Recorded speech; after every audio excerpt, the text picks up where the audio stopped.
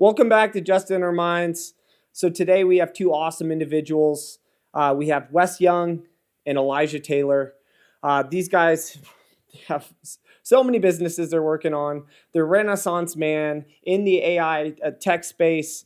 They're just really awesome individuals. Today we're going to be talking about Terrace Metrics. So these systems here, it's a human performance analytic system. So it's in simple terms, you're able to do these assessments. It's through an app on the website, and they have healthcare professionals that'll help us out. Them two are not the healthcare professionals, but they help set up the systems and got the companies put together, and they do a lot of things in the space. But basically, what this app does, from my point of view, is you can go onto the app, you do these assessments, and it's an accumulation of these psychological assessments. So you can basically, it teaches you where your red flags are in your psychology. And then there's a bunch of systems through the app and through the practitioners that they have hired on, a team of over 20 that can help navigate those red flags. And then in the end, this is going to help kids from kindergarten all the way up to 12th grade, college, and into the professional field, athletes, and the corporate world. So what this is going to help do is just help navigate the red flags and get people back into feeling normal, feeling happy, and in improving performance.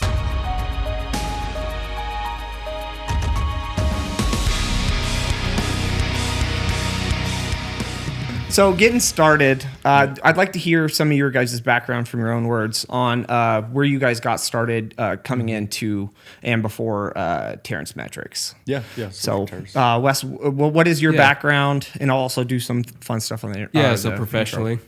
So my background is, first off, like born and raised in Utah. I went to school at Utah State. My background's in data analytics, so it was an MIS degree, which back then, I think it's changed now, but it was a hybrid between data analytics and business management. But it translated really well into sales. So I feel like, most people in Utah, right? We got roped into the door-to-door scene as I was going to college. Oh, yeah. Everyone's getting hit up. Yeah. You know how it goes. But honestly, that was probably one of the best experiences that came up for me was door-to-door. It was like the first time, because I've worked construction jobs, I've done landscaping, I did like metal framing, like all kinds of stuff. But it was the first time that I was compensated for my effort and not my time, right? And so which is just a big difference, right? Yeah, huge Working difference. for pennies on the dollar all day from blue collar lifestyle. I'm sure we both had blue collar experiences, and then going into like. I guess everybody's not built for that, but leading into our topic today of learning how to get paid for performance, Exactly. Yeah, no, that's it. And I was just like saw the opportunity that what sales can do, right? So I did really well, was able to pay for college out of pocket, my wedding, like all these really cool things. Graduated, from Utah State after meeting my wife and everything, and translated into the corporate world. I feel like that's the natural transition, right? You go from door to door, then you join the corporate sales bros. But I worked, I joined a company called Podium Software. So I think they were in their Series C, had just raised their Series D. But that opened up the door for me, like an opportunity to work side by side with some of these VPs, these directors of a multi-billion-dollar company. And it was just so eye-opening. Like, it was just like, my first kind of dive into all of that, like what this business world's all about. Climbed the corporate ladder, translated over to a physical security company, turned a territory around. But that's all to say, like, throughout this entire process, I just saw like, and we've heard it before, like the Grant Cardones, the Tony Robbins, like sales is 80% psychology, 20% skills, That confidence, man. That's all it comes down to. Confidence in your ability to like be consistent, right? I think. And systems, right? Good systems. 100%. Like systems is probably the most important thing, I would say, because you get someone that goes out there and they get in their feelings, their emotions and stuff, and it all just shuts down. So that translated over to my work with Flow State, which Elijah knows pretty well, but it was really this gap, right? Like it's That's an awesome company name, by the way. I It's appreciate like that. the I like perfect it. Yeah. company name. I know. I was like, I want to be part of whatever that is. No, but yeah, and it's exactly that. Like it's how do you operate at a peak performance all the time? Like that to me, that's what flow state is, right? 100%. And just get locked in. Tapped in. Yep. And so that kind of led to us working with these sales leaders and these reps of like how's your mental game? How's your mindset? And then Elijah, that's actually when we reconnected.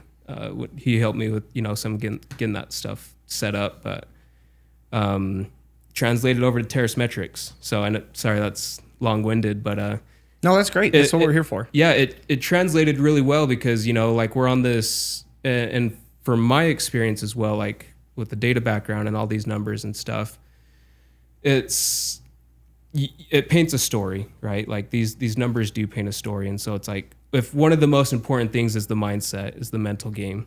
How do you track? How do you measure that? And why aren't companies measuring or tracking that? You see what I'm saying? Yeah, so you're just saying just breath work and nicer water in the morning isn't good enough data, huh? Yeah, You know what I mean? alkaline water. Yeah. That's the key. Yeah. No, it is. It does help. Having healthier water, there's many healthier pieces. And ingredients. we'll get into this, but the physical side is a whole nother piece of it, right? So anyway, again, long story short, that's what translated me over to Terrace Metrics, because really seeing and diving into the science behind Terrace Metrics, and the years of data that they had behind it, it'll blow your mind just how you can actually, number one, measure resilience. You can, it's validated, you can actually measure resilience, and you can also measure stressors as well. So that's kind of what brought me here with Terrace Metrics. I was very passionate about it, was already kind of down this lane, and yeah, super fortunate. Dude, it's an interesting journey. It's cool that you've experienced both blue collar and white collar jobs. Oh, for sure. And that you guys are leading into filling in the gaps and holes that are in white collared work. Yeah. So, Elijah, what about yourself? Because you have a bunch of hats. Yeah, I do. Bunch of boots. I have a refined hat for today. Yeah. I got the 47G hat. Yeah. Literally 5 hats in his Yeah, car. to hide the ball today. is what I'm here for. No, yeah, 100%. But it's wild to see, because you're someone like both of you guys, honestly, because you get some people just stay in one career path, or they level up that career path, which is cool. Yeah. But understanding that there's more out there, and that you got to have something that checks all the boxes for you, or multiple boxes in multiple rooms. Whole storage closet full of things. Yeah, I'd get fired from the corporate world like that.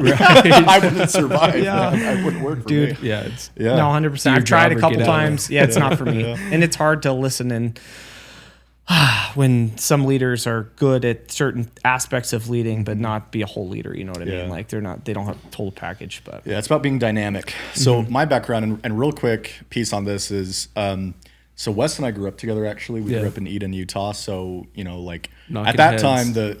time, the Maverick was the size of this room here, basically. And when they added all the additional gas pumps to it, the entire town was up in arms about that, right?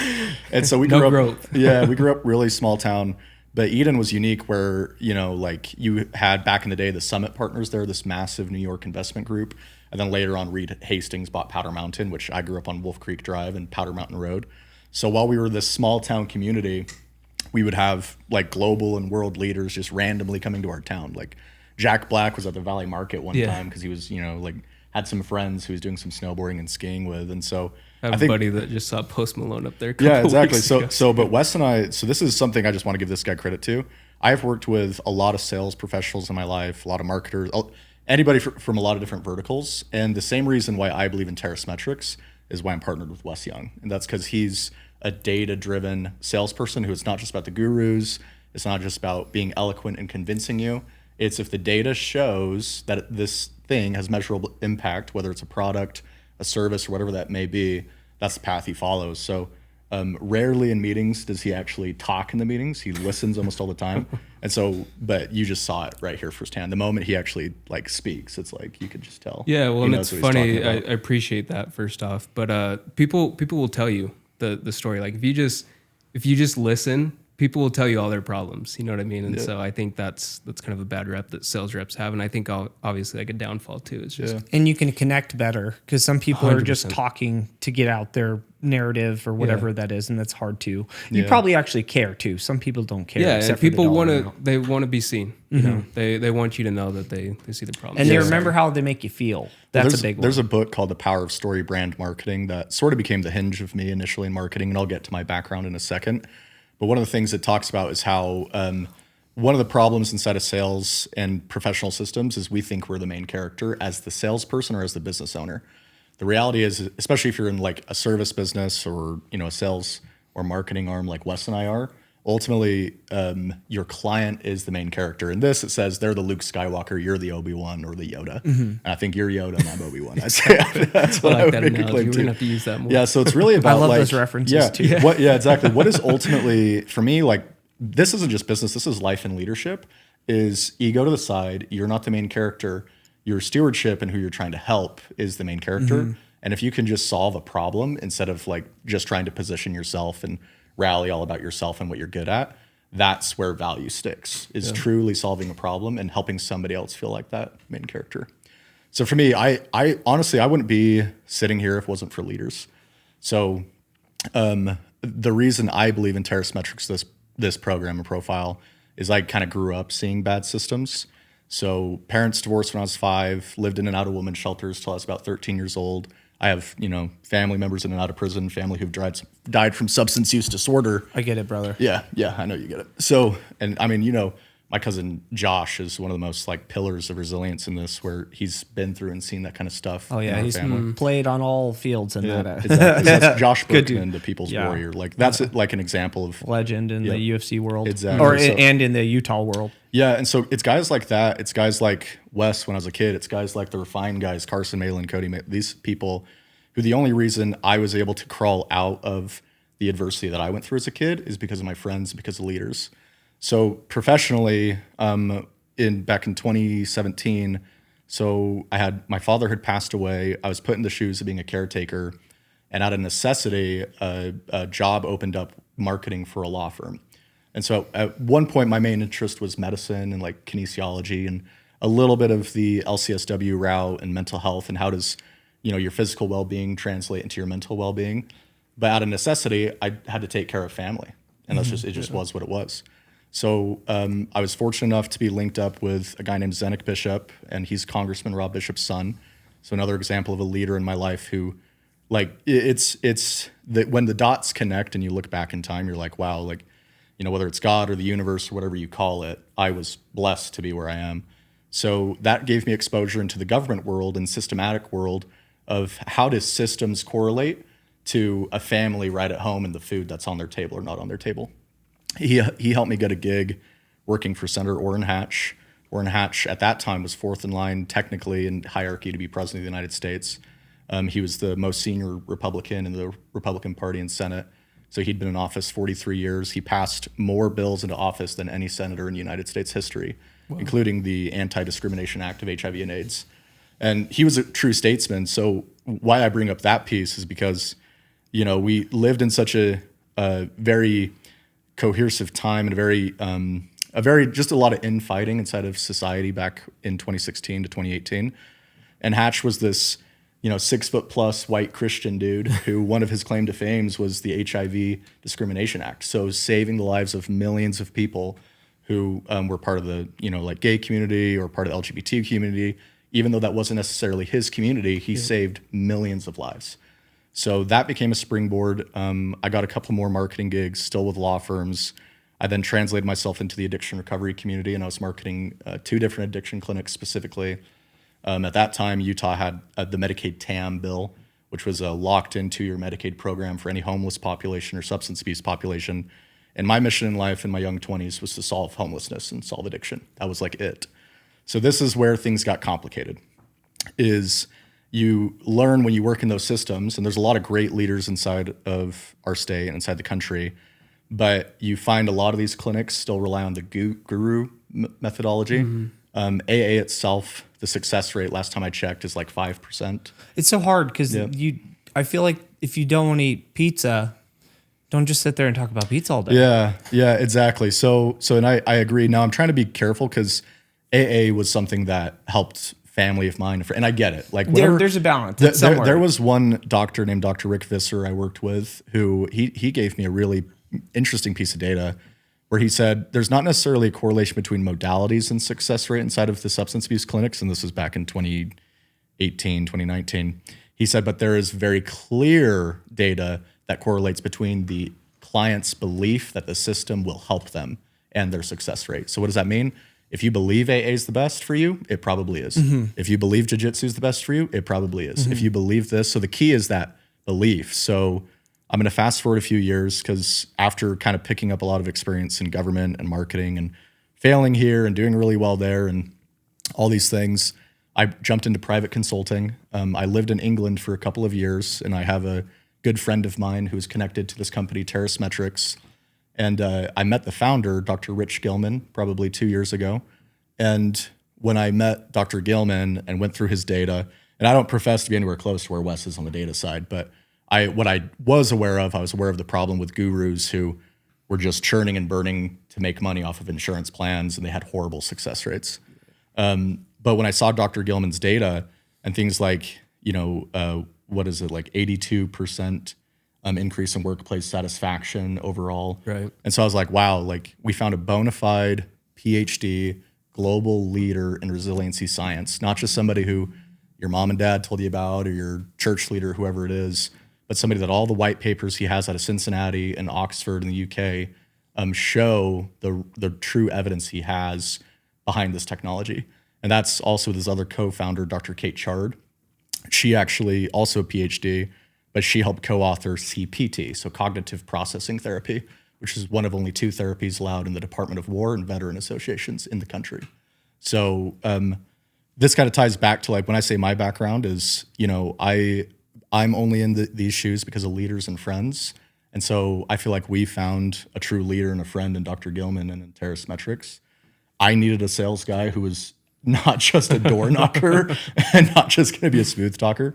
And Wes, with what he was building with Flow State, it was like, it was right in line. And I owe crazy. that to you because you made that connection of like, seeing kind of the but similarities and you were stuff. made for it though. Like Right. the Flow Well, State. yeah, it's something that I'm passionate about for sure. Yeah. The last thing, and sorry, I know I'm long-winded, No, was you're good. when he This told is me what it's about for. Flow State. During that time marketing those clinics, I really fell in love with Taoist philosophy. So if everybody knows like the yin yang sign, and they think of the black and white and the contrast. This probably. One of the most important symbols inside of the yin and yang symbol is the middle swiggle, which is Wu Wei, or effortless action, or flow state. And so that was a philosophy I had hinged on. And then years later, I meet Wes, reconnect with Wes.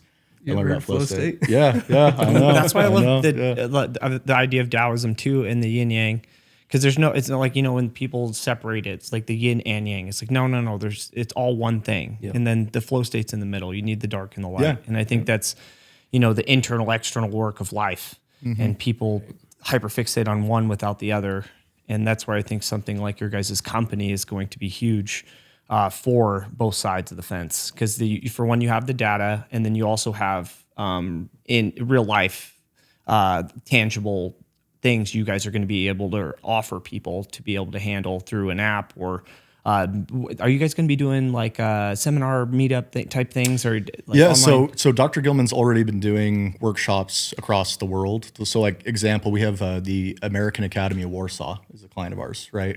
Oxford University Hospital. So they already do workshops and lectures. Ohio Highway Patrol is a client of ours.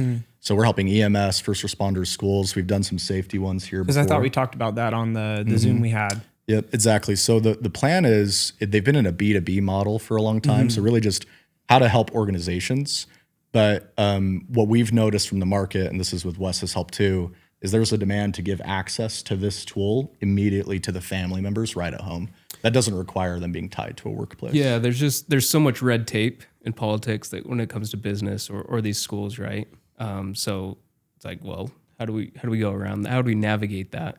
And that's exactly where kind of this B2C approach, or even B2B to C approach is really come handy. And we just want to get in the hands of everybody. And it's hard because without the systems or the knowledge, parents can only raise their kids the best that they're capable of, Yep. and teachers and everything else. You know, we have a failed Rockefeller system. Oh yeah. You know what I mean? Totally. So like Right. everybody's supposed to be 9-to-5ers, no more artists, this type of thing. Hypothetically, industrial, yeah, exactly. exactly. They're The all- light bulb. Yeah. We were taught how to make light bulbs and Yeah. do the math behind that. Yeah, That's cogs with no oil. At 1000%. So being able to, and then we're going from kindergarten all the way up into adults and corporates, exactly, whatever, humans, just Yes. across the board. And I think that's huge.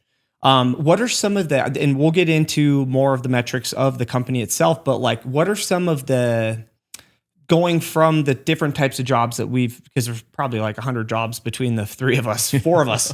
What are some of the downfalls you guys have experienced and that led you to want to become part of the whole, this whole program? Yeah. You want to go first? Yeah, I can go first. I'll say like, so again, going back to like the basics of data analytics, right? You have this bell curve. And so when we launched Flow State, I feel like we were really like, there's a stigma first off when it comes to talking about mental health or resilience, whatever you want to coin it. But so we're really like trying to find these early adopters, I feel like, of these leaders that saw the value in it. And it's crazy because there's tons of like, again, just studies, reports out there. So I came across one that's published by the World Health Organization. You can check me on this, but for every dollar invested in mental health, there's a $4 return. And so it's like, why, again, going back to that, why aren't we focusing on this more? Like there's a significant return. But to answer your question is I felt like we were just hitting a wall of finding these early adopters. Who are the leaders that are really going to push a tool like this? And, you know, we had the credentials, like I was partnered with a psychologist and stuff. And it just, when you don't have those published white papers, like literally hundreds of white papers we're talking about with Dr. Gilman and Dr. Kate Shard. Yeah. So I think that's what really led me to just like, hey, if we're really going to push this out, if we're going to get, you know, the main population, we need somebody like Dr. Gilman to get behind. Yeah, totally. And to that point as well, for me, working inside of those systems, so addiction recovery clinics, but also like being in those systems myself as a kid, I had a hunch that they were broken for a long time, right? But that only got validated over the years and working to my professional career as well. Here's a mission in life that I think Wes and I both really share. Unfortunately, the thing that's best for society is not always the most popular thing for society. Yep. Resilience isn't always popular. Grit isn't always popular. Hope, if you know Dr. John Deloney and his podcast, he says that hope is a middle finger to society, and in a society that's calling for hopelessness. And Dr. Gilman and Dr. Chard are these phenomenal scientists in their own right. And I say this not in a mean way because I love podcasts, but the most popular people in this world are the Joe Rogans of the world or the comedians of the world or this kind of stuff. And you know, and I think when you have a platform like what you're doing, Justin, frankly, it's our responsibility to find those hidden diamonds in the rough and just put them on a pedestal and show it to society. So seeing the systems fail myself, and then quietly over the years, finally finding somebody who has data to prove what they can do, but maybe doesn't have, you know, you've worked with specialists before. Specialists sometimes are not always the best at telling their story, right? So if there's a mission we have, it's to find the best of society and put them at the front. That's what we want to do. And then how has these like systems in general with Terrace Metrics helped you guys out as individuals so far? Yeah. I mean, I have and I can't dive too deep into it, but I have a girlfriend who's deployed with the military right now, right? So I can't say all the details, but she's across the world. And even just for her, she uses the Terrace Metrics platform. You could see it as like kind of like a diagnostic tool you plug into a car when your check engine light comes on. And she's given me that feedback of anytime I just want a snapshot of how am I actually doing, she'll do that assessment, do the little workshops that they have inside the web app. And then it gives us both insights as well as to, you know, maybe Elijah's having a hard day today. Maybe Esperanza's having a hard day today. And we're able to do that together. So I've directly seen it there. For sure. One thing that I find very valuable, especially like in let's just call it like the schools, right? Is these social connections. Like I've had a couple neighbors, they know what I'm doing, right? And they're worried about their kid. They don't know what's going on. They don't know maybe someone's bullying them at school, whatever's Ostracism. happening. Yeah, exactly. Terrace Metrics actually paints the picture of these social connections within school networks, like for these kids. So it's really enlightening to see, like, if there's a kid that's being ostracized, you can bet that he's going to be the one that's going to be having issues. So it's also predictive. I think that's what I find a lot of value in. I think what would be good is for us to just tell you what is Terrace Metrics, right? I think that's only the question as well. Like, what even is this? Let's go back to what that. is this thing that we're trying to tell you about? Yeah. Terrace Metrics is a resiliency system. So what does that mean? It's more than just taking a 10-minute assessment and kind of, to gauge where you are in certain indicators, whether it's resiliency or adversity. But once you have that assessment, you're plugged into a system. So if you're on the B2B side inside of a school, for example, so you'll have K through 12 taking all of these assessments at the beginning of the school year. All that data gets de-identified to protect the students' information and sent to their school counselors. So the school counselors can see for themselves, oh man, like 7th grade is really struggling with bullying right now. Here's a tailored workshop that came from Dr. Gilman and Dr. Chard on what to do about that and how to improve that and help teach them social skills and kindness and hope and those sort of things. But the same thing can be found in the workplace, where if you're seeing, you can actually, how about you talk about? No, go ahead. Yeah. I mean, Yeah, I was just going to say that's the exact same for the workplace, right? Like, you have all these different organizations, departments that sometimes the communication drops, right? But also, like, as you're looking to, as a leader, what are the challenges that we're faced with? Like, to see the psychology of, like, okay, like, you know what, we're actually really high in burnout right now. Like, our attrition's through the roof, for the sales department, let's say. Like, how do we address that? And then you can go down and, like, the indicators are very specific. And that could be based off of, like, maybe it's a leadership approach, coming from a manager or something. So you could get extremely granular into that side of it as well. Just like you can in the K-12. Yeah, what's unique is because the assessment is not only de-identified, really it takes, maximum maybe 10 to 15 minutes to get through the assessment. Because of that, we actually have an adoption rate. So what does that mean? When we put this into schools or workplaces, it's, what is it? Is it 82 or 92% is our adoption rate inside of these? Yeah, I think it's closer to 92%. Yeah, 92%. So, okay, well, what does that even mean? There are other tools out there, and I'm not going to name names just to try to be a little bit polite, who they're more standard tools used nationally, have 13% adoption rates. So people don't trust them and they don't want to use them and they think they'll get in trouble if they use them. Yeah. We've, again, through the years that Dr. Gilman and Dr. Chard have done this, have put a science on a molecular level of how to ensure that employees or students are feeling protected as they go through the system. So hopefully that No, 100%. No, that's what we're going to be leading into. Like, for even just like taking the initial assessment, like, it'll point out so many things that most people don't realize is going on wrong with them as individuals. And then I know that there's, like, for each individual, there's kind of like the whole, like, keep it secret to whoever whoever's behind the, like, I guess, would you call it a practice? So the admin portal. Yeah, admin, there you exactly, go. Yeah. But is there metrics available? This is something I didn't ask you, but I had a question on it. So say if you have kids in there, is there a way to give the parent the ability to give, like, the kids kind of like the knowledge, or I guess help them with their systems or their skills or developing through the app? Go ahead. Sorry, I was just going to jump in, but I think that's exactly it. I think a lot of parents don't know how to approach the conversation, which is what you're leading to, right? Yeah. And it's, like, it's, you don't know where to start. You don't even know, like, how to have that conversation with your kids. That's exactly what Terrace Metrics is aligned for. So you have this snapshot. And again, like, we'll talk about an assessment. The system of Terrace Metrics comes everything behind the assessment. The assessment is just a very small piece of that. So it's okay. Maybe, like, anxiety is really high in my kid, and there's a whole, as Elijah kind of pointed out, workshop on how to address that, especially with your child. So yeah, it's giving autonomy. So we've talked about this B2B model, right? So we're seeing culturally that parents are calling for, and they want to have more awareness and more autonomy over their kids' mental well-being, right? And we use the term resilience because the mental health term can have a certain stigma around it, right?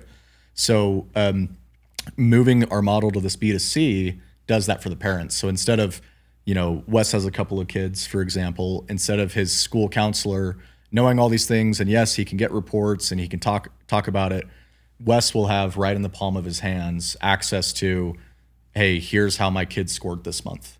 Here's how they scored, and here's where they're flagging. Here's where they may need assistance. They're feeling lonely. They're feeling ostracized. They're feeling a lack of hope or a lack of purpose. And here's how I, as a parent, can then intervene inside that. We also have a monitoring tool as well. So what does that mean? So we have resilience indicators, but we also have adversity indicators. So anytime we're touching in the subjects of suicidal ideation, self-harm, those sort of things, we actually have a monitoring system where we can intervene. If somebody flags with high suicidal ideation, we can make a phone call. Yeah, I did the assessment. It was like, I just check all these, and they're like, "You good?" I was like, "Yeah, I'm good." Yeah, so exactly. But some people don't know because they don't know what good feels like. Exactly. Right? Because like when you start with your fitness journey or whatever else, like we'll get into, you don't know. You only know what you feel, right? And then so being able, kids don't know. A lot of time they're taught to walk and talk and then shut up and sit down. So unfortunately, in a lot of houses, they don't even realize that they don't feel safe. Yeah. Well, 1000%. That's a great point because I think awareness is probably the most key element in this, right? Too, is because you don't know if for me, for example, like I was having anxiety attacks back in the day and I didn't even know what an anxiety attack was. So it's like, okay, well, like if I'm feeling a certain way and like, okay, maybe I should be a little bit more cognizant of this. And going back to what you're talking about, like especially within like the family dynamic, right? One of my favorite metrics with Terrace Metrics is there's a 50% reduction in domestic discord when Terrace Metrics is used in the home. And that was another reason for our push in the B2C side is because like when the father or also while we're sorry to interrupt, but for Go those ahead. of you that don't know, B2B, business to business and business to consumer, correct? Yes. Because I realized we understand, but some people might not. So B2B is business to business, and now they're opening it up to business to consumer to everybody. which is So that means available for everybody. Yeah, your workplace might have some sort of wellness program or EAP that if you get sad, you get a certain amount of therapeutic visits or something of that sort. So instead of it just us plugging into like your EAPs, your admins or that, you can just contact us. And we at this point we have different discounts that is it's as low as $1.50 a month. You can have access to the system. Sorry to interrupt. I just realized I'm like we might need to address this because some people like my nephew listens to it. He's 15, so like right. You don't know. I'm like, all right. They're like, man, they're throwing around a lot of acronyms right now. Yeah. Right. No, but to finish the thought there is like, but yeah, when the father, mother, like child is actually taking care of themselves and prioritizing their mental health, mental fitness, whatever you want to call it, that family interaction becomes more positive. And I think we can all relate to that to some degree. Well, because then you have safety and then you have the productivity of the individual, whether it's a kid, you'll see it in schools, sports, translating to businesses. So then the productivity in the home should feel safer for families, and then that can lead out to, or for businesses or individuals, then you're going to get more productivity. Like the numbers you guys sent me, those are big numbers. Right. Those are big numbers. Yeah. So if we want to maybe chat about that a little bit. Yeah, no, I mean, it's just across the board, right? Like it's anywhere from, again, like we're talking about some of these numbers along the way, but the familial discord, right? And I think Elijah's probably pulling them up, but I'll pull them up. Even like significant reductions in stress. Again, like these are things that we can measure and we can prove like over a period of time, whether you're going down or you're improving, right? So yeah, some of these other ones, like especially within the school space, right? Like for even like as we're making this available to all these individuals, like for kids that are using this, we see anything that relates to performance effectively. I'll leave it at that. But like 15% increase in GPAs, a lot less tardies, a lot less disciplinary actions, things like that. And these are all like stats you can go and look at on our website and stuff. But I think these are just like important things because the more resilient you are, like that's the best predictor of long-term success. And that could be academic, professional, or just life in general. And then, like you were talking about, once you have awareness in those categories, like you have a better understanding of yourself and psychology and other people as well. Yeah. So then you're not taking things personal as much, and it ripples upon across the board. Yeah, a lot of people are familiar with like the Myers-Briggs or Clifton Strength Finders, and these are more of these like personality assessments, the color code thing of that sort. All those things are really useful, but they don't necessarily tap into, again, that resilience piece. And they might tell you a lot about your individual personality, but they're not always giving you insights in, well, how do you as an individual react inside of adverse settings? When something bad happens, how do you react? This is going back to our backgrounds. One of my favorite books was Viktor Frankl's Man's Search for Meaning. Dude, one of my favorites. I listen to that when I do 4-hour Viktor hikes. Frankl, Yeah. So you guys know this, Yeah. So you guys know this about him. So his whole thesis and sort of the end of everything that he said, when he was put into the for people at home, he was a psychiatrist by trade living inside of Europe who, when Nazi Germany came in and was taking the Jews and putting them into camps and sending them off to the concentration camps, he was separated from his wife and children. And he didn't know this at the time, but all of his family members were killed. And when he was inside of the camp, I think he was either in Auschwitz or Warsaw, one of those, but he made a vow to himself that he would write a book someday and do a dissertation about suffering and how to overcome suffering. And then he would visualize his family and he'd visualize, hope and these things. And, even though he came home and he had lost all those things, his final synopsis was that suffering in and of itself is meaningless. It's how we respond to our suffering that gives it meaning. Why? Because everybody suffers. And that's where he talks about like everybody's 10 is their level 10, correct? Yeah. That's in that book as well. Yep. I always remind myself of that one. I'm like, hey, just because you've experienced more doesn't mean they're not experiencing a high level. Exactly. Because, Yeah. it's like that comparison, you're not in a third world country, blah, blah, blah. Right. And it's like, well, that doesn't mean you feel any less It's relative. pain. Yeah, it's relative. It's like what feels like pain to me on a daily basis is different than Wes. It's different than an American soldier who's serving in the front lines right now. It's different than a school teacher who's dealing with 40 rambunctious kids. That doesn't mean one is greater than or equal to. They, frankly, are just ours. But what matters the most is how do we choose to respond? And what he said is it was how to be a victor over that suffering or to become a victim through the suffering.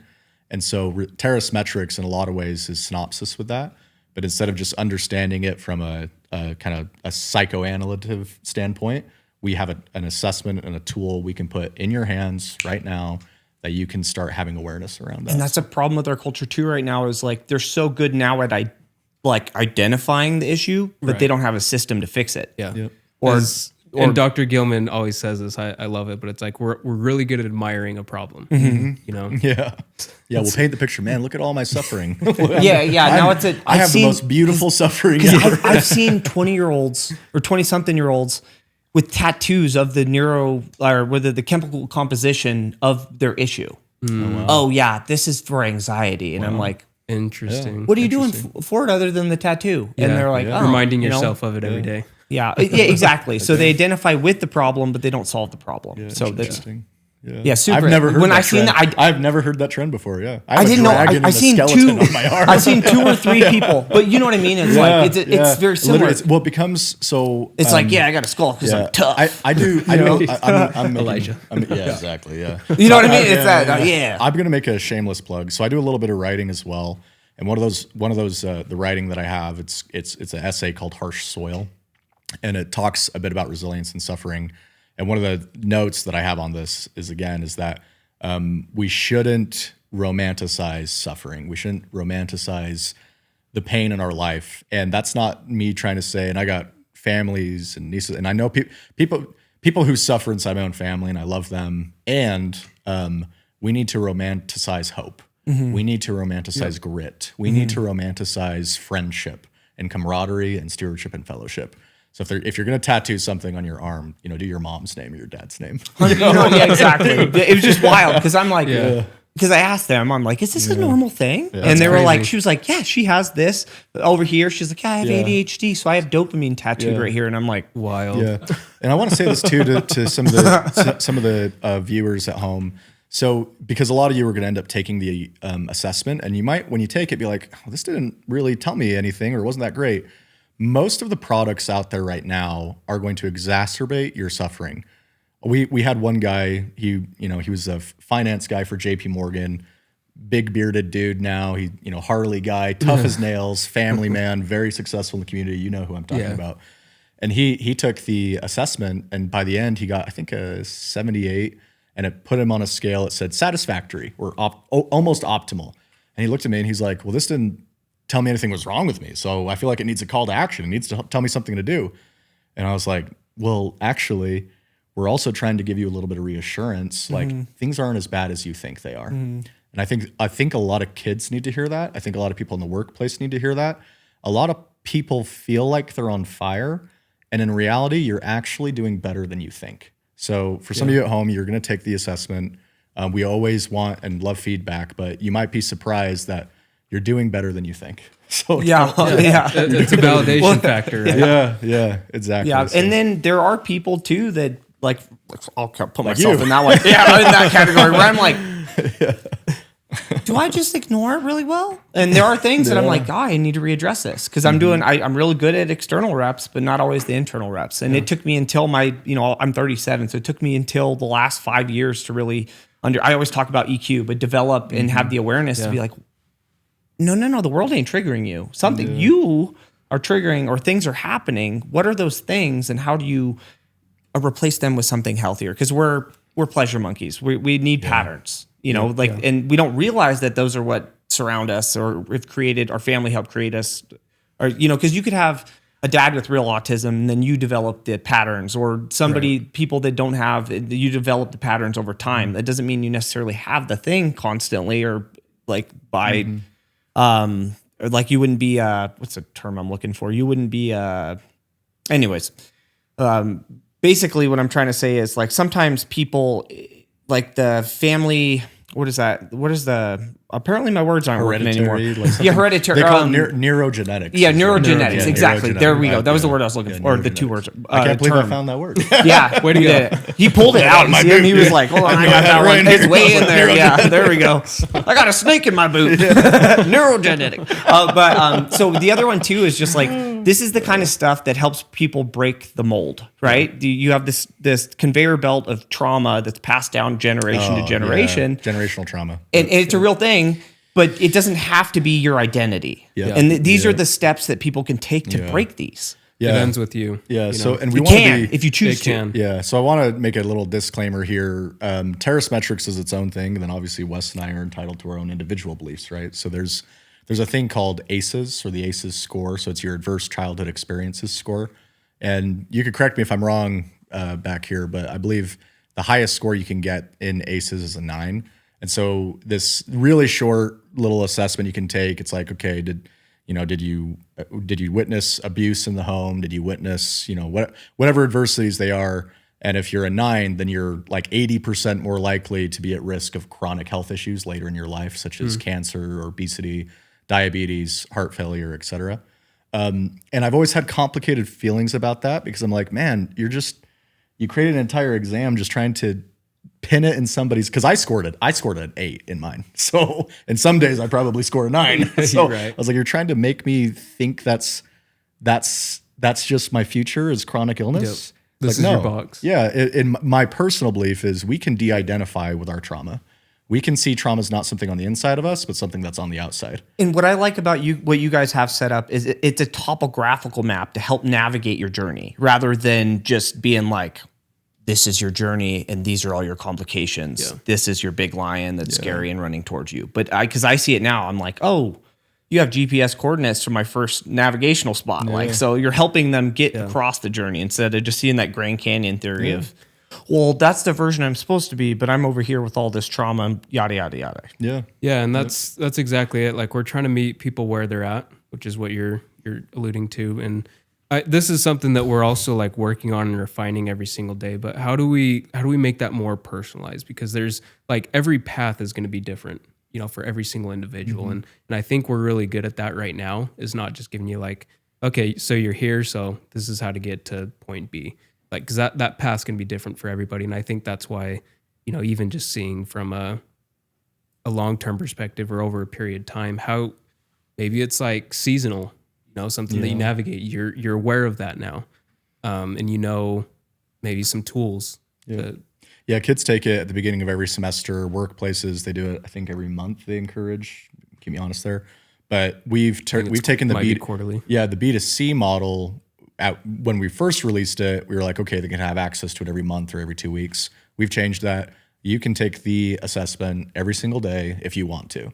Before and after finals. Yeah, exactly. Yeah, they're like every third line. Exactly. So what I actually recommend to people, because this is what I do, most of the time we don't go seeking help until we're a little bit on fire and we think we need it, right? So I encourage people to do two things. One, when you're feeling really, really good about life, that should be like, hey, I'm gonna go check in on myself so I can get that validation that life things are going well.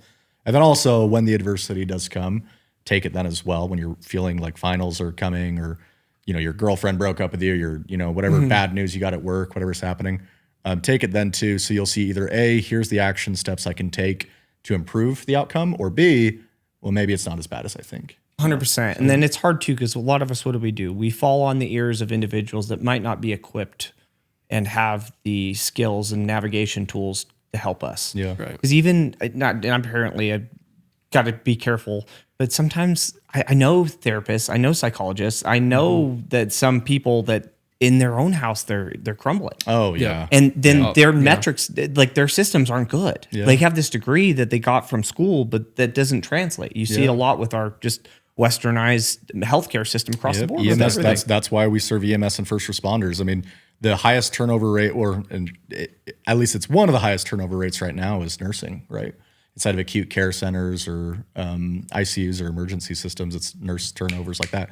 When I marketed those addiction clinics and was helping manage those, we were replacing peer support specialists and employees, it seemed like, every other week, because it's a hard job. Like people would die there. You'd watch horrific things happen. Some client would become your best friend and like your little brother, kind of is how I'd feel sometimes. Like they were like a little dysfunctional family that I was trying to help. Yeah. We had this one, and I can't say names. The chaos we had that this you're one. in. We had this one old dude in his 60s, and if you remember in 2019, this massive storm blew through Utah, and we had this like rickety shack, and it fell down, and so we were trying to look for and make sure all the clients were safe, and nobody could find this guy. And he finally walks out of the bathroom and he's like, who the hell was making all that noise? And this is somebody who's family. And, and some of those people didn't make it. Some of those people, died, or some of those people kept, they were bottom walkers and they kept relapsing. So that's where for Terrace Metrics as well, we really, we want to get this in the hands of EMS, first responders, nurses, anybody who's in high stress environments. Those are the people we even really at the want to state serve. level, like these police officers and stuff. Oh, yeah. It's crazy. Running off nicotine and caffeine and problems. Right. You have to work night. Same with nurses and a lot of stuff too. That can lead into some of the nutrition and other things that you guys want to implement in there, because we are very dynamic. All of us are fingerprints. So we have different life experiences, different upbringings, different nutritional deficiencies. All these things are factors, unfortunately, but fortunately, because you can solve them, or somebody can. Yeah, definitely. Right. But that was because my one of my best friends, my ex, she was a EMS and paramedic, and then she'd come home and just be quiet, and like she got normal to it, like normalized, and then you're like, hey, how'd you what? I realized I had to start asking. I'm like, what happened today? And then they tell you some of those stories, and I'm like, Yeah. Well, yeah, and most of the time you don't want to talk about that. Yeah. You just want to leave it back there. But then then they get so used to just it's normal to Right. them. So then you just isolate more and more. They use more alcohol or whatever that is that makes them feel better. And unfortunately, that's not the path to take. Yeah, so with Terrace Metrics in that regards, let's say you're a family at home. If you are a married couple or if you're cohabitating, you're not going to see the results of your partner. You can see the results of your mutual children, but we keep that de-identified. Yeah, and Unless they private. share it with you. Unless They they have to give an approval. yeah, or unless they something. consent to sharing it. But we do send regular reminders for people to take the assessment as well. So if you are a husband, a wife, a boyfriend, a girlfriend of somebody who's a EMS, firefighter, police, first responder, high stress job, you can encourage your partner to take this, because if you feel like they're not listening to you, you can have this system and we'll remind them. Yeah, We 100%. can take that off your plate a little And bit. just piggybacking off of that, I think like at a human level, we're all capable of handling like those issues or those conflicts that we have inside most of the time, right? Like, I'm not going to paint the picture that everybody is, because we do have those resources for people that aren't. But I think that's the beauty of Terrace Metrics as well, is like you're kind of taking control of that progress, that journey, right? And that decision has to come within. But again, it goes back to that awareness piece of, right, here's where I'm at. Worst comes to worst, you're hopefully one rung higher. Yeah. So, the fall's not as deep. Yeah. It's more shallow. Like you're still scaling 1% better per day or whatever it is that you're capable of. Whoever is. Yeah, and that's progress. And that's where we've had a lot of interest from the fitness community and from the we've talked about this. We can kind of translate back over here. And so a great example of this, the Refine USA guys. A shout out to these guys. They have a phenomenal protein brand. You've probably seen them at FitCon or FightCon or some of these other events that go on. Thanks, Justin. Justin's been to their booth before. My dog Huckleberry's been to their booth before. Yeah, but they're a great company. But they really are a mission-driven company. One of their founders, well, they're all brothers, but one of the founders grew up with Wes and I, and they had gotten some news about their dad, who he had gotten cancer when we were all in high school.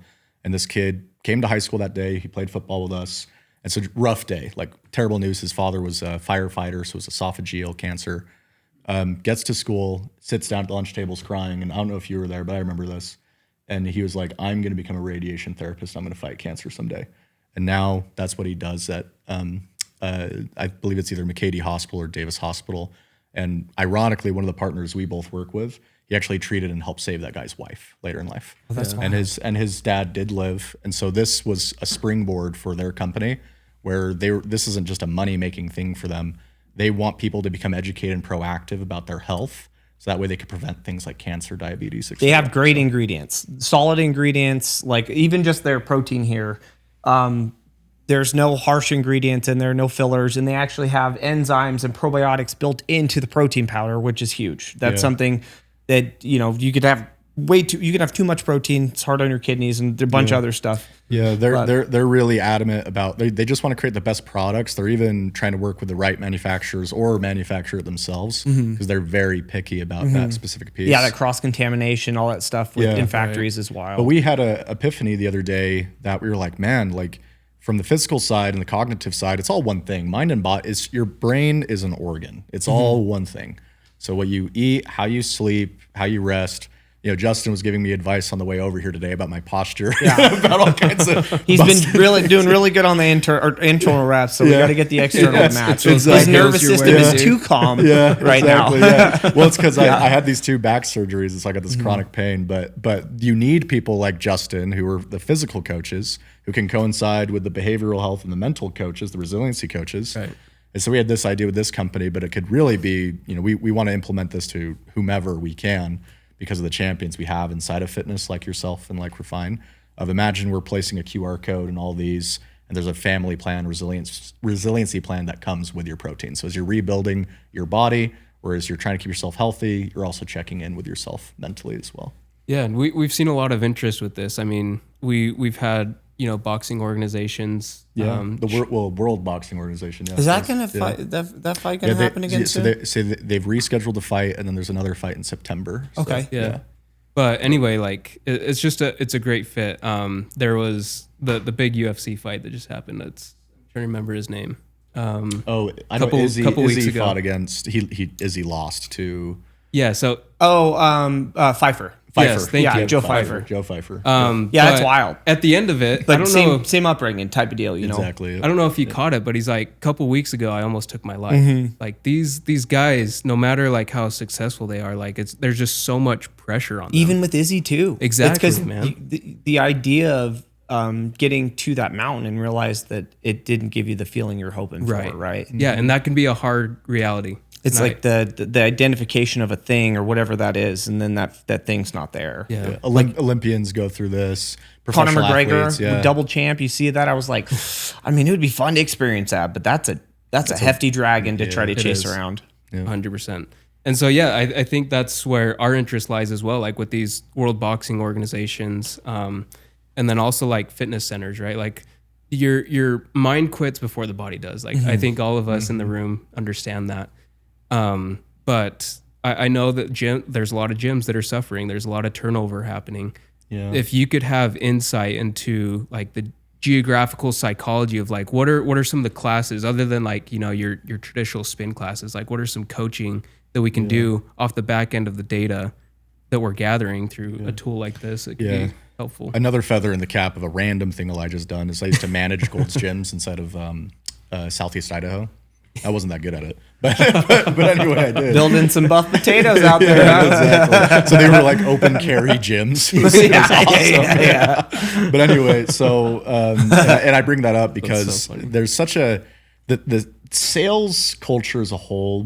I think all of us know this. So you got the Moxie hat on. We all have some experience with this. Shout out to Moxie. But we all have experienced this kind of rigid sales culture that can get a little bit toxic, to be frank, and like your self-worth is tied to monetary value. And unfortunately, I think with gyms and fitness industry right now, is that starting to bleed its way over into the members. And instead of the gyms really thinking, hey, we solve this by adding more value to our members, instead they're just trying to increase their database, sell harder, sell. And so we experienced that today. We literally experienced that today. And we're not going to say the name of the gym because we'd love to work with you. You could use our help, but we're not going to say your name. And so, but one of our guys funded 8 of your gyms. So we'll call you later. But anyway, so that favor's there. You just don't realize it's in your pocket. Check your back pocket. Is it a 3 of clubs? But anyway, so the we're gonna have to add so many disclaimers to this podcast, dude. I'm hearing my lawyers in the back of my head saying all this stuff. But anyway, so but fitness as a vertical, it's like, well, instead of just trying to hammer with more features for your users, or like demolish the basketball gym and let's just put in more mirrors and put in a selfie Instagram influencer studio. Why don't instead you just check to see if your freaking members are doing okay? Why don't you just check to see how they are at home, how their family's doing, how are they doing at their personal life goals, the resiliency goals? How are they doing at those things? Actually care about the outcome of their life. And that's a vertical we're really excited about and we want to keep leaning into. So nutrition plus fitness as well. Yeah. I mean, again, there's just so much crossover between the two. So yeah, we're open to that, and we're actively looking for those types of partnerships. Again, like we just launched this new motion, and so we're still in the beginning building phases of that. Yep, and we have some big brothers behind us who can I was help going to say too, jujitsu schools and stuff like that would be huge too. Because most people in there weren't originally in there from like, my family's the best ever, Yeah, they need it. Coaches as well, like it's hard. I think just anywhere where you can develop that outer shell bravado, like there's internal work that needs to be worked on. Yeah. And we want to help the coaches too. So, I mean, example, somebody like you, Justin, or the Refine guys, inside of our web app, we have planned, and a lot of this is thanks to Wes and what he did inside of coaching for sales systems. We would like to place specific coaches inside there. So let's say that somebody joined the Terrace Metrics program via Refine. They could join the Refine coaching system that comes and is tailored with those guys along with us. Same thing with you, right? One thing though, we got to be, obviously clear on is we're not, we have mental health professionals with Terrace Metrics who any of that programming needs to go through those guys ultimately and approved, right? So, yeah, I think that one of the reasons, other than you just reaching out, we're talking. This is such a taboo thing to talk about for some reason, like we were talking about earlier. And I think this app is going to be life-changing. It has been for a lot of people. And the more and more people we can help them ripple their ponds, it's going to translate over and over. And hopefully this becomes a regular thing for individuals. Other than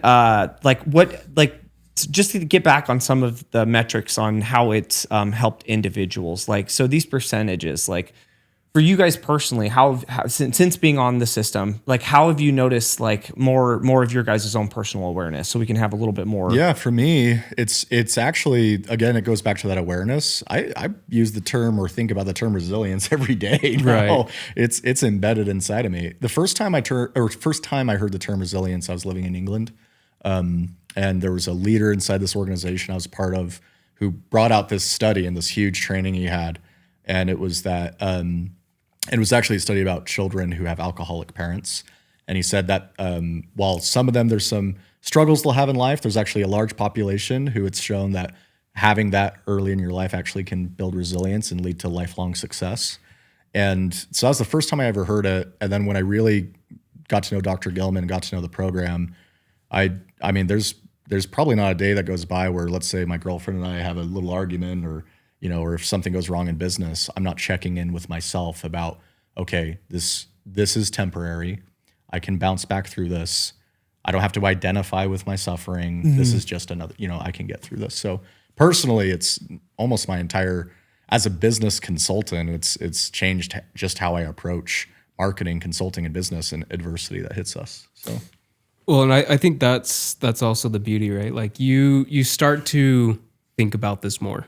Yeah. And that's, I'd say for me that, I hate to say ditto, but no, yeah. Really, like you just, again, like once you get into a place where this is something that's always top of mind, like you start to recognize some of those stressors and you start to recognize those patterns before they become an issue. And so like your best friend, right? Like my wife will attest to this, but I'm the one that kind of like shuts down when things get stressful. It's like, and I think that's probably because of our upbringing. Like it's just hard work pays off, so you just put your head down. You get quiet, you shut up and you go to work, but that can be detrimental or even like, for a relationship because they're wondering like, what's going on? Are you okay? And going back to my past experience, like that's when my marriage was at its lowest, is when I just completely shut off. And I think you can get in a really dangerous spot like that. But having tools, systems, and places, like this, you can avoid that. Yeah. So it's like with languages, the best language programs are immersion-based programs. So everyone around you speaking the language, and it's immersive.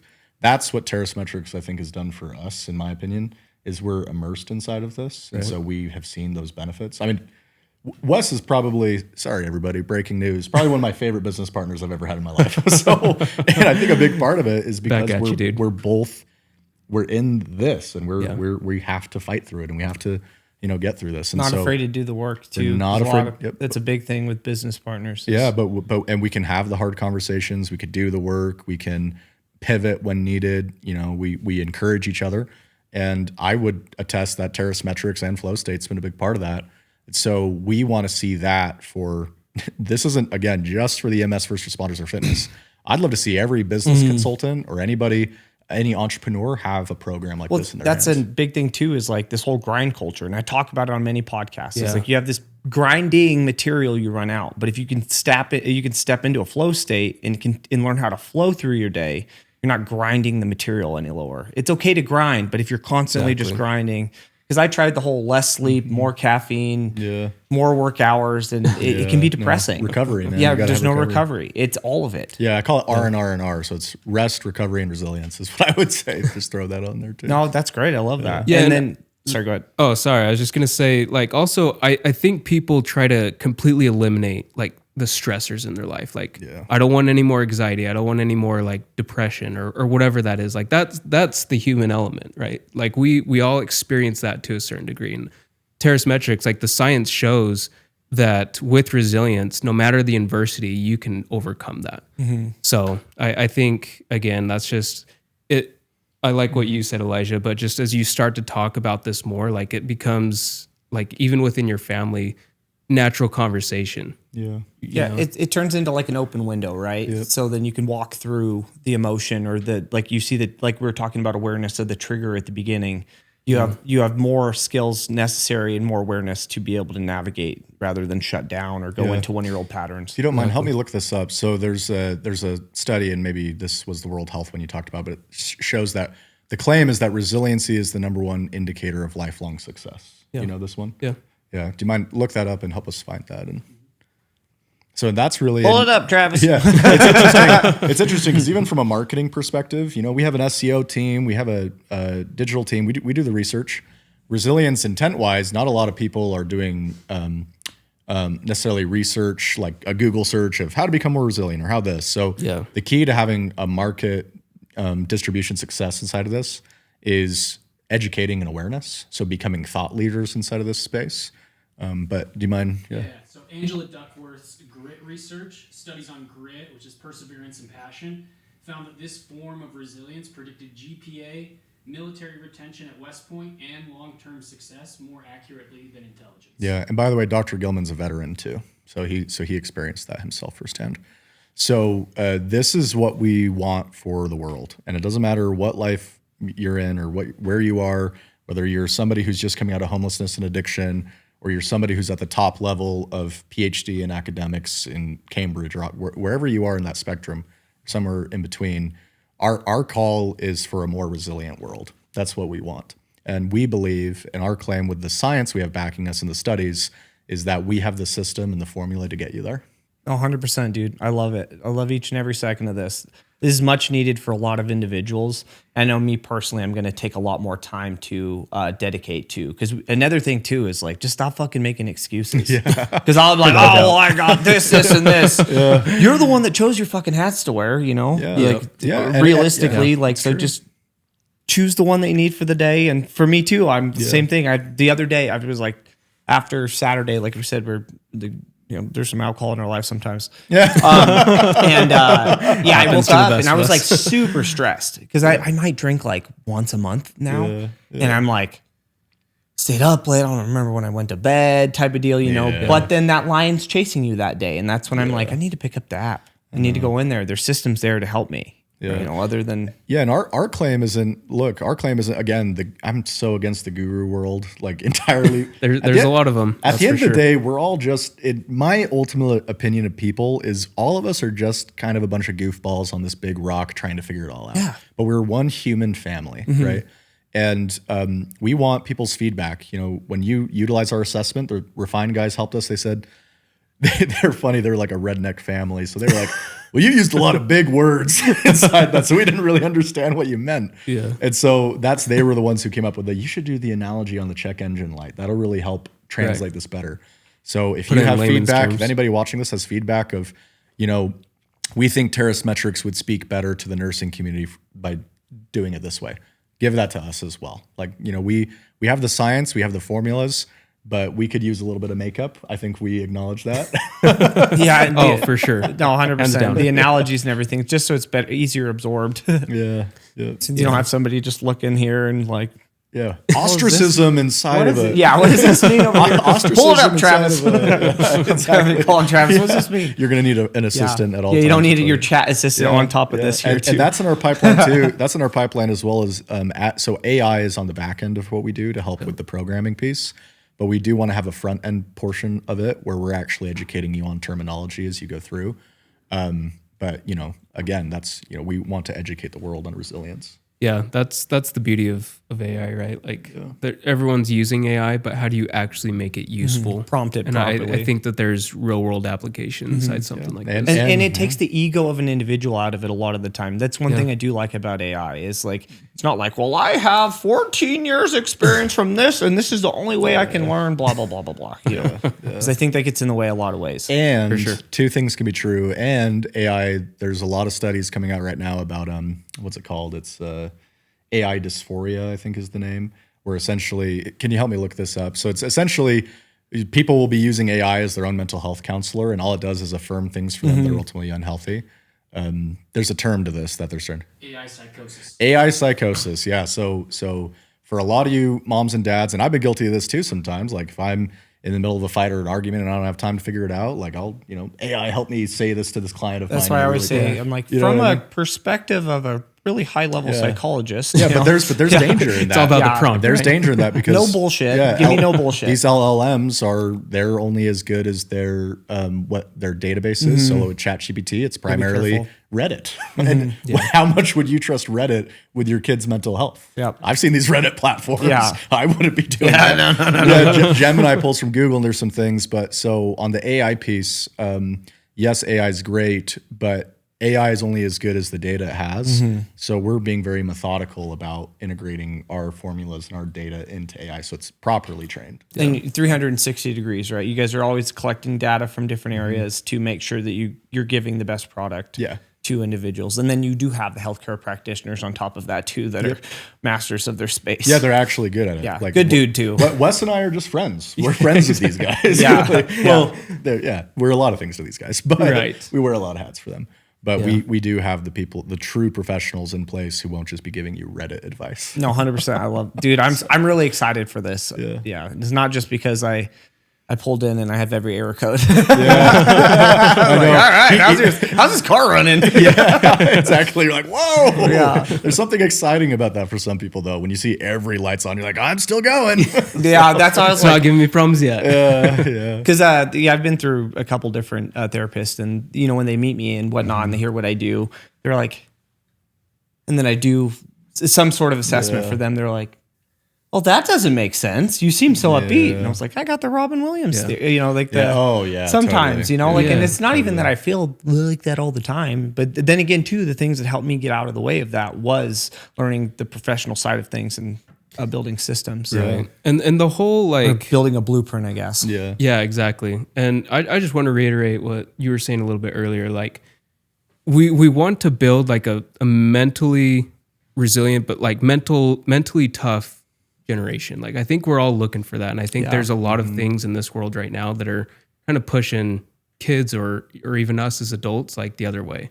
Yeah. You know what I mean? Kids are doing wheelies on bikes again. Yeah. Jumping over each other. Exactly, So we got hope. man. And I don't know. I If, agree. I don't know if you guys have ever heard the term like eudaimonia, but it's the difference between like looking at a picture of a sunset, like oh, that's a beautiful picture, versus like going up and hiking a mountain and then viewing the sunset from that mountain. Yeah. Like the work that went into that is so much more rewarding. Yeah. Like I that's agree. the eudaimonia that I think we're all striving for and that we all need, honestly. Yeah, in you our- see it in in our Gen life. Z and Gen Alpha. They're buying all these digital cameras and vintage things and vinyls, and it's because we as humans, we want to touch grass.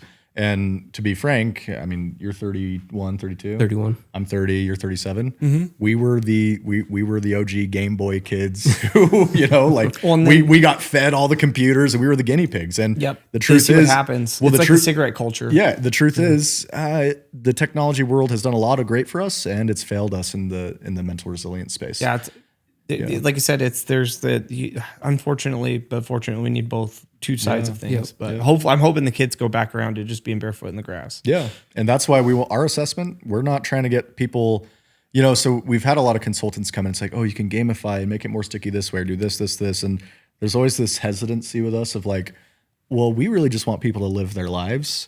So like, my friend who said, well, at the end of this assessment, it told me I'm optimal. I'm like, well, then Good job. Then go take your wife to dinner and tell her how good you're But doing. even what 73, but that's not 100. Like Yeah. there's still things that you could check. Yeah, you're 100%. within range, but you still gotta, you got a tire sensor that's out. Yeah. There's something going on there. Yeah, so you get know? ahead of it. Yeah. Exactly. It's like the physical aspect, right? Yeah. Like you could feel good physically, but there's always room for Yeah. progress. You got your car, but it's been 50,000 miles. You should probably change your transmission fluid. Yeah, There's no lights on, but doesn't yeah. mean there aren't things happening. And under sometimes stop putting window washing fluid inside of the oil. yeah, it makes you a done cool that before? color, but yeah, just kidding. no. There you see that online. It's the same Yeah. place. Of course I've done that. But so in closing today, Mm-hmm. we usually ask each guest, so there's two of you, and then you'll look right in each one of your cameras, and just 3 tips for that is help navigate you through success that you feel you want to let our viewers know. Oh, you go for yeah, go ahead. Yeah, I would just say number one, like this is maybe like repetitive, but embrace the suck. Like it's okay. Like things are gonna be hard. That's totally fine. I think there's there's opposition in all things. And then also like I would say just the whole mind, body, spirit part, right? And I think that's kind of been a thing here, and that's something I truly believe. Like we're all 3-part beings. You got to take care of your mental fitness. You got to take care of your physical fitness and your spiritual fitness.